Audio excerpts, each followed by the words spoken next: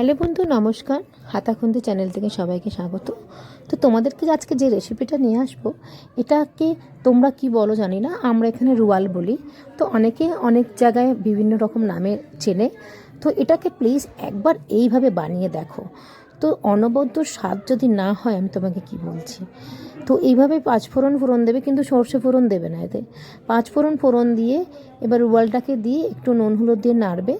তারপরে কাঁচা মোরলা মাছ থেকে বেছে ধুয়ে রাখা কাঁচা মোরলা মাছ ওর ওপরে জাস্ট দিয়ে দেবে। তারপর এটাকে ফুটতে দেবে এবং নামাবার কিছুক্ষণ আগে একটু চিনি দিয়ে, যে যেরকম মিষ্টি খাও, দিয়ে জাস্ট নামিয়ে নেবে। মাছটাও সিদ্ধ হয়ে যাবে এবং রুয়ালগুলোও গলে গলে আসবে। আর এর স্বাদটা আমি তোমাদের বলে বোঝাতে পারবো না।